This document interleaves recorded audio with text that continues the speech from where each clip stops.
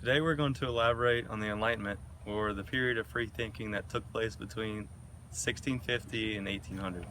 Basically, the Enlightenment started because of the 30 Years' War. Being a very destructive war, German writers Hugo Grotius and John Comenius were some of the first Enlightenment minds to go against tradition and propose better solutions. At the same time, European thinkers' interest in the world developed into scientific study, while exploration of the world exposed Europe to other countries and other cultures and philosophies. Finally, centuries of bad treatment by the monarchies and the church brought average Europeans to a breaking point, and the most intelligent and vocal individuals began to speak out. So the Enlightenment can be seen to have progressed in a snowball effect. Small advances triggered larger ones. Advances were seen in the fields of earth science and astronomy when Johannes Kepler and Galileo disapproved Aristotle's old truths. Francis Bacon and René Descartes revised the scientific method and would set up the stage for Isaac Newton for him to make his landmark discoveries in physics and calculus. These scientists started to be able to observe the world and make testable hypotheses on their observations. At the same time, these scientists started to experience increased skepticism by the religious community because they felt threatened by science because they felt that the scientists were trying to disprove their faith.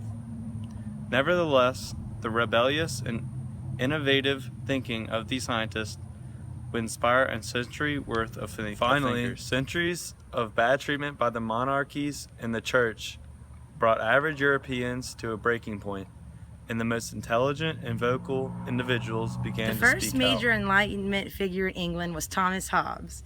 Hobbes, in a more sociological perspective, felt that by human nature, people were self-serving and preoccupied with the gathering of limited resources. He theorized that all humans are inherently self-driven and evil, and in order to keep balance, it's essential to have a single intimidating ruler. About 40 years later, another important Enlightenment figure came forth named John Locke. Locke was an English political theorist that focuses on the structure of government. He promoted a more representative government in contrast to Hobbes and his two treatises of government in 1960. In his book, he praised the idea of a representative government that would best serve all the people in the community. Locke believed that all men are rational and capable people, but just compromise some of their beliefs in the interest of forming a government for the people. While both of these figures had different ideas portrayed in their works, they both agreed that a social contract in which the government's authorities lie in people's consent is necessary for man to live in a civil society. They believe that human is good in their own natural state. It is society that is evil, and interactions with society around us corrupts them. The end of the Enlightenment period occurred between 1780 and 1815.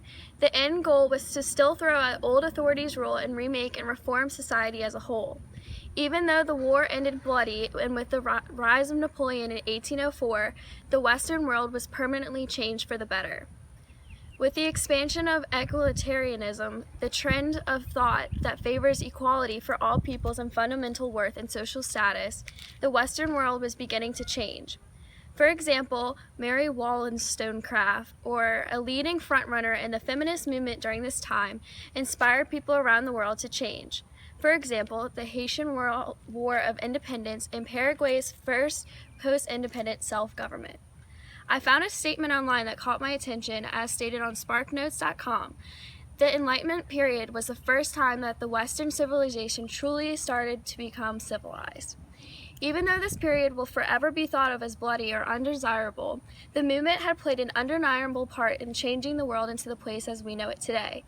Due to the Enlightenment movement, it led to Romanticism, 19th century liberalism and classicism, and 20th century modernism, scientific advances, change in mass opinion about the future, and greater freedom, opportunity, and more humane treatment for individuals around the world.